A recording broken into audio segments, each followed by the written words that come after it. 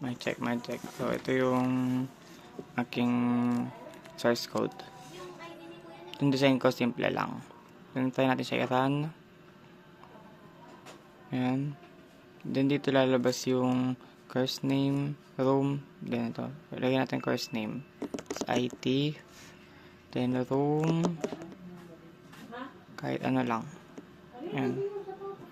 Then, set natin sa Tuesday.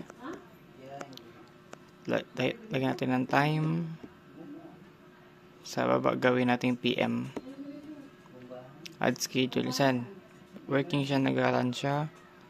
Then, pagka nag-adjust lang tayo ng konti sa schedule, magko-conflict yung schedule yan. Labas yan. Kasi pag nagtay tayo ng iba, then, ibang oras yan.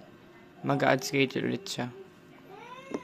Basta hindi conflict sa araw, pwede siya. Then, print natin yung file. Then, pwede natin kahit anong name na lang. Na kailangan natin is ito. Then, save. Ando dun na yun sa ating folder. Yan.